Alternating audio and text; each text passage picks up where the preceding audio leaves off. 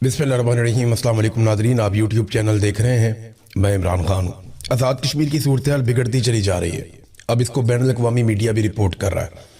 बहुत सारी जगहों पे रिपोर्ट हुआ, लेकिन सबसे ज़्यादा इसको अल जज़ीरा ने कवरेज दी है। अल जज़ीरा की रिपोर्ट के मुताबिक भी जो इनिशियली उन्होंने बताया कि 20 से ज़ायद लोग 24 घंटों के अंदर शहीद कर दिए गए आज़ाद कश्मीर में। अब जो तफसीलात मेरे पास हैं मैं वो आपके साथ शेयर करता हूँ।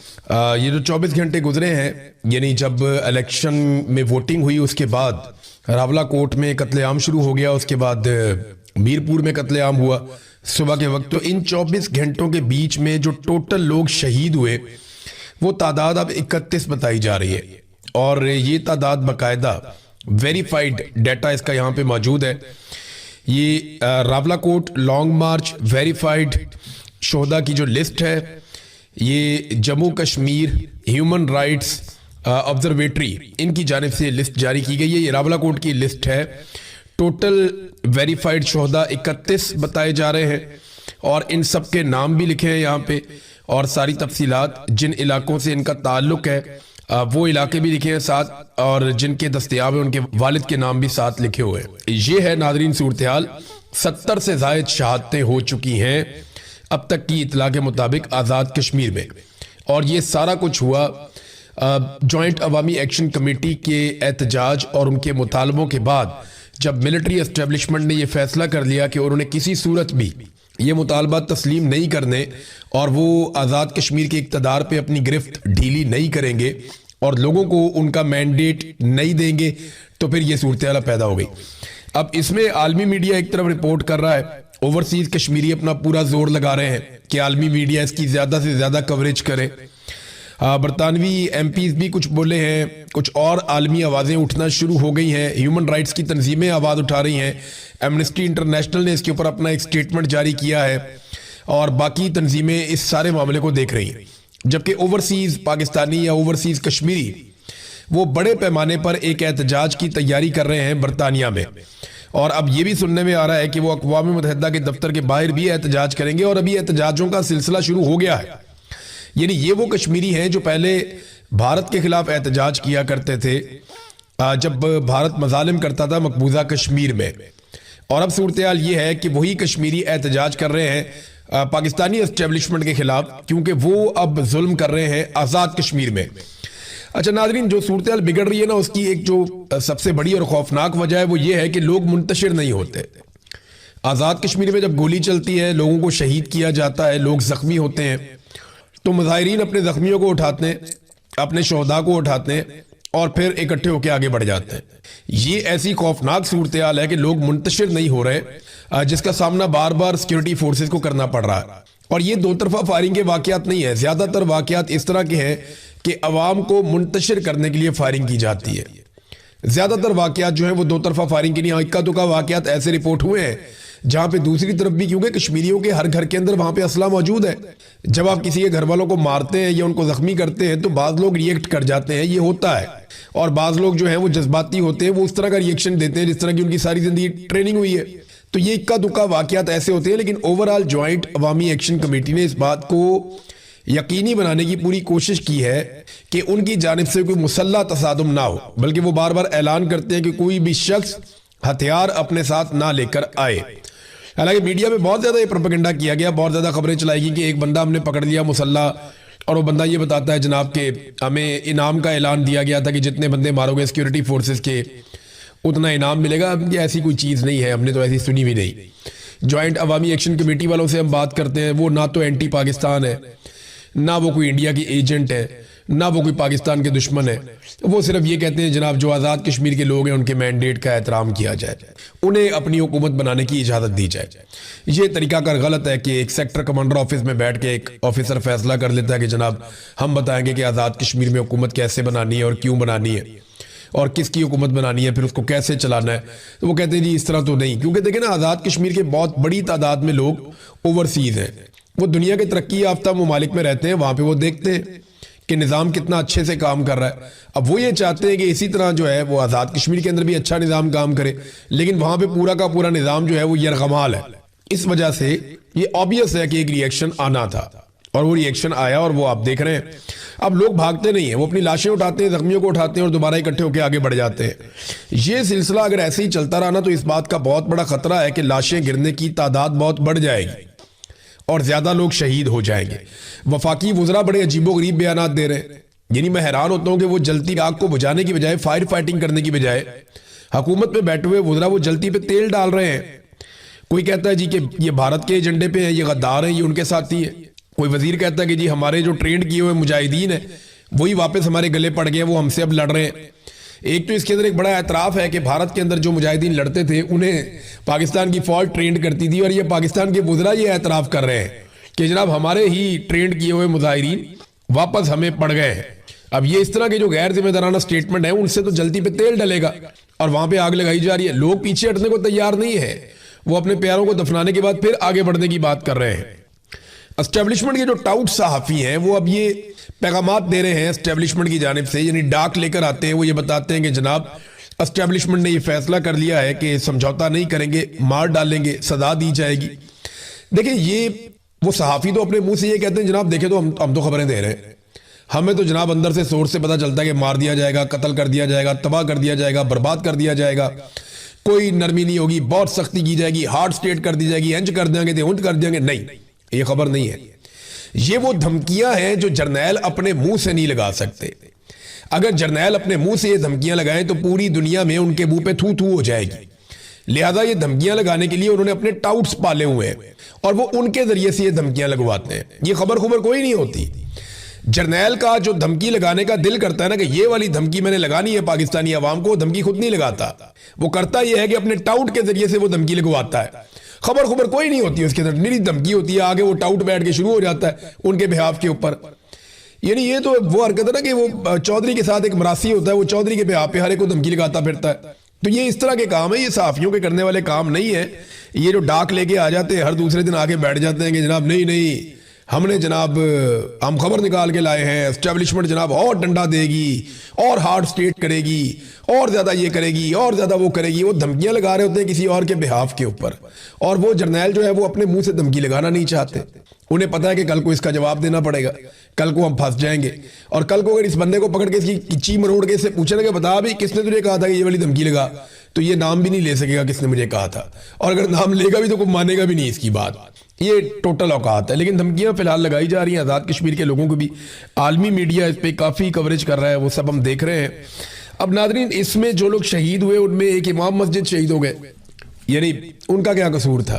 ایک امام مسجد ہے, وہ نماز پڑھا رہے ہیں وہاں, وہ بھی نماز پڑھاتے تھے, وہ بھی شہید ہو گئے. ایک استاد ہے معلم, وہ بھی شہید ہو گئے. ایک ہمارا پی ایچ ڈی کا طالب علم تھا, بڑا اچھا نوجوان اسامہ جمیل, وہ نعرے لگواتا تھا لوگوں کے جذبات بھڑکاتا تھا, انہیں بولتا تھا کہ بولو اور کھل کر اپنے لیے آواز اٹھاؤ, انقلاب کے لیے آواز اٹھاؤ, اپنے حقوق مانگو. پی ایچ ڈی کر رہا تھا وہ نوجوان, وہ کوئی دہشت گرد تو نہیں تھا نا. اب پاکستان میں قائد اعظم یونیورسٹی سے پی ایچ ڈی کرنے والا نوجوان, اس کو آپ کیسے کہہ سکتے ہیں کہ وہ کوئی دہشت گرد ہے؟ وہ اس کے نعرے میں سن رہا تھا ابھی کہ جوانیاں لٹائیں گے, سینے پہ گولی کھائیں گے, انقلاب لائیں گے. اس نے گولی بھی کھا لی, اپنی جوانی بھی لٹا دی, اور انقلاب کا انتظار اب ہم کریں گے کہ انقلاب کب آئے گا. اب کچھ ایسے ٹاؤٹس ہیں جن کے اچھے تعلقات ہیں ملٹری اسٹیبلشمنٹ سے, نام لوں گا تو بہت چیخیں ماریں گے, لیکن آپ دیکھ لیں سوشل میڈیا پہ جا کے یہ جو جرنلسٹ ہیں یہ اب کہنا شروع ہو گئے جی یہ معاملہ مس ہینڈل ہوا ہے.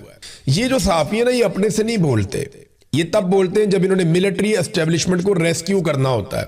یہ جو کچھ بھی ابھی بلاول نے کیا یہ کیوں کیا یہ میں آپ کو بتاتا ہوں آگے چل کر. لیکن پہلے نواز شریف, شہباز شریف, مریم نواز اور ان کے جو چمچے خرچے ہیں وہ سارے ایک دوسرے کو مبارکبادیں دے رہے ہیں اور مبارکبادیں وصول کر رہے ہیں.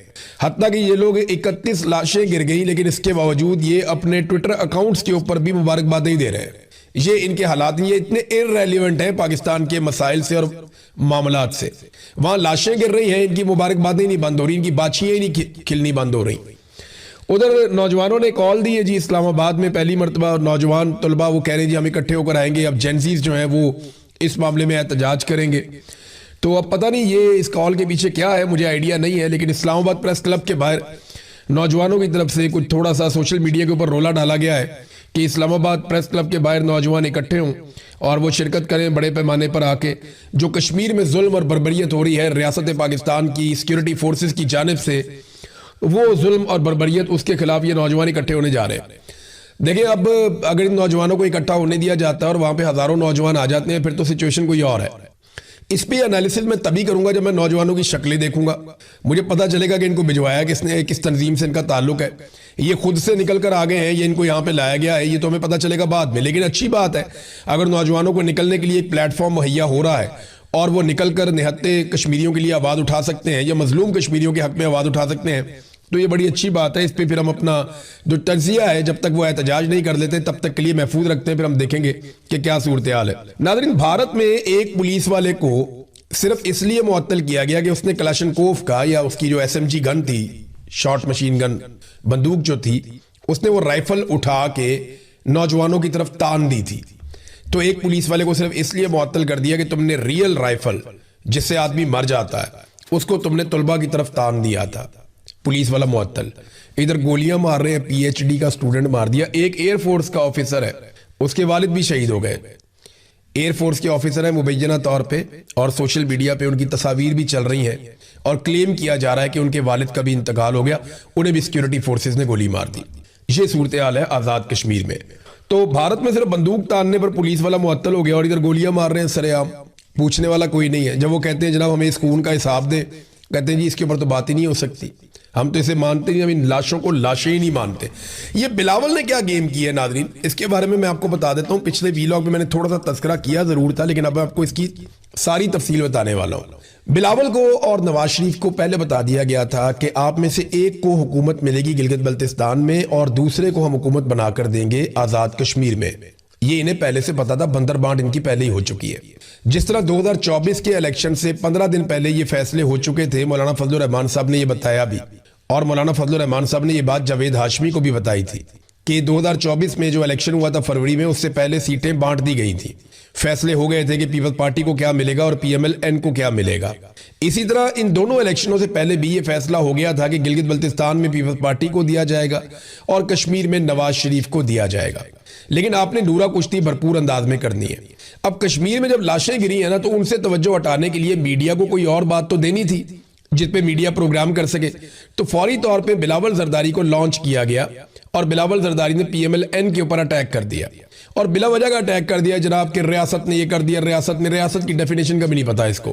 اب ٹی وی چینل کے اندر گونگلوں میں مٹی جھاڑ رہے آگے, جی میں نے اسٹیبلشمنٹ کو نہیں کہا تھا, میں تو ریاست پاکستان کی بات کر رہا تھا. بھئی تم حکومت کا حصہ ہو, you are part of this, تو آپ ذمہ داری سے کیسے بھاگ سکتے ہیں. دوسرا جو ریاست آزاد کشمیر ہے اس میں تو حکومت ہی تمہاری ہے, وہاں تو سارا کیا دھرا ہی تمہارا ہے. تمہیں نے قلعدم کیا انہیں, تمہیں نے ان پہ پابندیاں لگائیں, تمہیں نے ان کے سروں کے اوپر انعام رکھے, تمہیں نے سیکیورٹی فورسز کو باقاعدہ بلوایا وہاں سے لیٹرز لکھ کے جناب اور سیکیورٹی فورسز چاہیے اور بھجوائیں. یہ سارا کچھ تمہیں نے کیا نا. اب تم دوسروں کے کھاتوں میں نہیں ڈال سکتے, لوگوں کو بیوقوف نہیں بنا سکتے. یہ کیا اس لیے گیا کہ ٹاک شوز میں کشمیر کو ضرور ڈسکس کیا جانا تھا. وہاں پہ دیکھیں اور لگ بھگ 31 لوگ شہید ہو گئے 24 گھنٹے میں.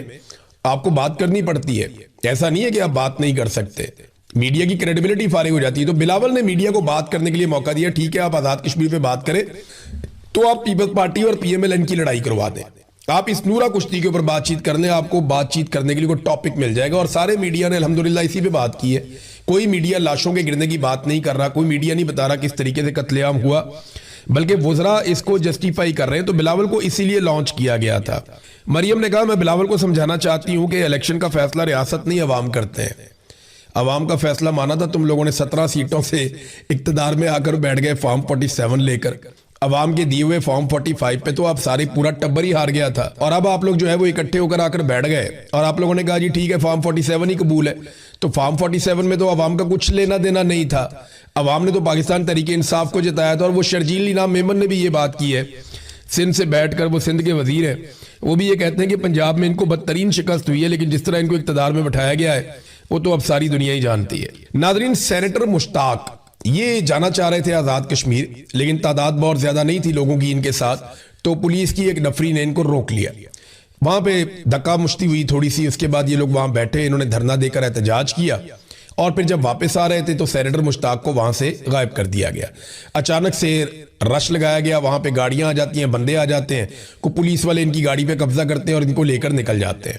اس کے بعد سے جب میں یہ وی لاگ ریکارڈ کر رہا ہوں تو اب تک تو سینیٹر مشتاق صاحب کا کچھ پتہ نہیں ہے. ہو سکتا ہے آنے والے چند گھنٹوں میں آئیڈیا ہو جائے کہ انہیں گرفتار کیا گیا ہے یا غائب کر دیا گیا ہے, تو یہ صورتحال کلیئر ہو جائے گی. یاد رہے سینیٹر مشتاق کو جو ہے وہ اسرائیل نے بھی پکڑ لیا تھا 2 مرتبہ. یہ گئے تھے احتجاج کرنے کے لیے فریڈم فلوٹیلا کے مشن کے ساتھ, لیکن وہاں پہ انہیں گرفتار کر لیا گیا تھا.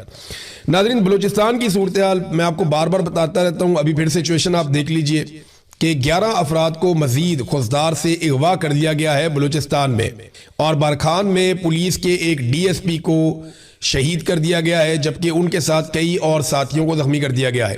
تو بلوچستان کے حالات بالکل بھی سرکار کے کنٹرول میں نہیں آ رہے, جبکہ جو چیزیں کنٹرول ہونی چاہیے وہ بھی یہ کنٹرول نہیں کرنا چاہتے. یعنی پیٹرولیم مصنوعات کی قیمتیں عالمی منڈی میں 17 سے 18% تک کم ہو گئی ہیں.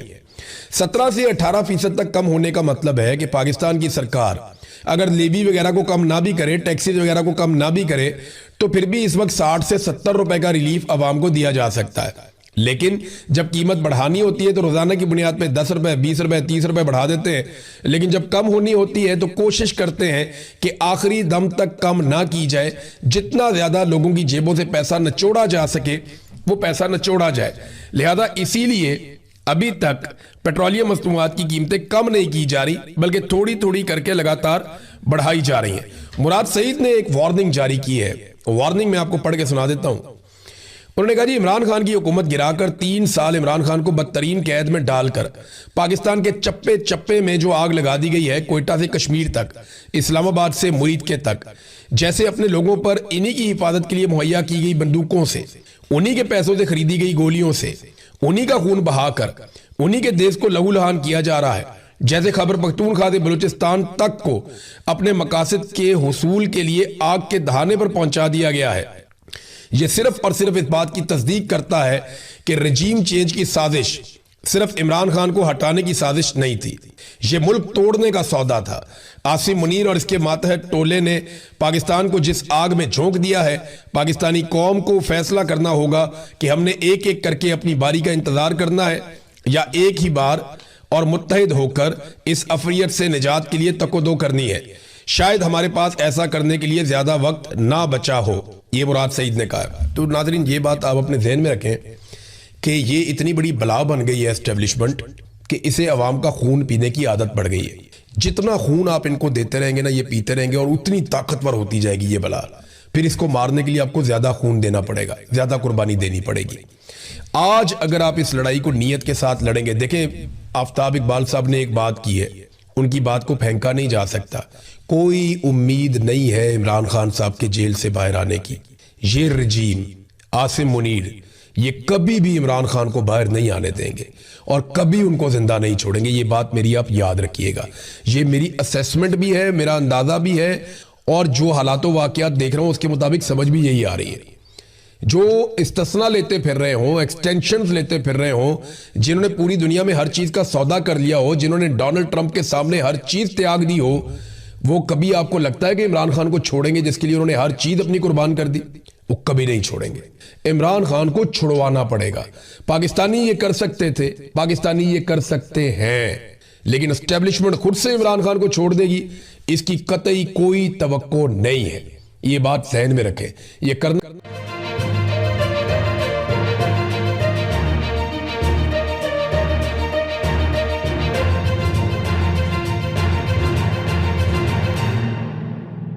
بسم اللہ الرحمن الرحیم. السلام علیکم ناظرین, آپ یوٹیوب چینل دیکھ رہے ہیں, میں عمران خان ہوں. کشمیر ناظرین پھر نکل آیا. کشمیر سے مزید ریلیاں نکلنا شروع ہو گئی ہیں. بجائے رکنے کے, بجائے پیچھے ہٹنے کے, کشمیری لوگ آگے بڑھ رہے ہیں. یہی ان کی ٹریننگ ہے. اسی طرح کے وہ لوگ ہیں. کشمیری لگ بھگ 70 سال سے بھارت کے ساتھ لڑ رہے ہیں. وہاں پہ 10 لاکھ کی فوج داخل کی گئی مقبوضہ کشمیر میں, وہ پھر بھی لڑتے رہے. ابھی پاکستانی فورسز داخل کی گئی ہیں آزاد کشمیر میں, تو یہاں پہ بھی وہ سرنڈر نہیں کر رہے, گولیاں کھا رہے ہیں, لیکن وہ آگے بڑھتے چلے جا رہے ہیں. عوامی جوائنٹ ایکشن کمیٹی نے بڑا سخت فیصلہ کیا ہے. BBC نے اس کو رپورٹ کیا. پاکستان کے میڈیا کو تو رپورٹ کرنے کی اجازت بھی نہیں ہے. میڈیا کو رپورٹ کرنے کے لیے کچھ اور دیا گیا ہے جو میڈیا رپورٹ کر رہا ہے. تو پاکستان کے زیر انتظام کشمیر میں پرتشدد جھڑپوں کے بعد عوامی ایکشن کمیٹی کا لانگ مارچ جاری رکھنے کا اعلان. میرپور میں ہڑتال کر دی عوام نے, اور صورتحال یہ ہے کہ 48 گھنٹوں میں جوائنٹ عوامی ایکشن کمیٹی سے تعلق رکھنے والے کارکنان کے بیچ میں اور جو سیکیورٹی فورسز ہیں ان کے بیچ میں لڑائی ہوئی, فائرنگ کے واقعات بھی ہوئے, اور ان کے نتیجے میں بہت سارے لوگ شہید ہو گئے. اور جوائنٹ عوامی ایکشن کمیٹی کا جو دعویٰ ہے وہ یہ ہے کہ 31 لوگ ان کے شہید ہوئے ہیں.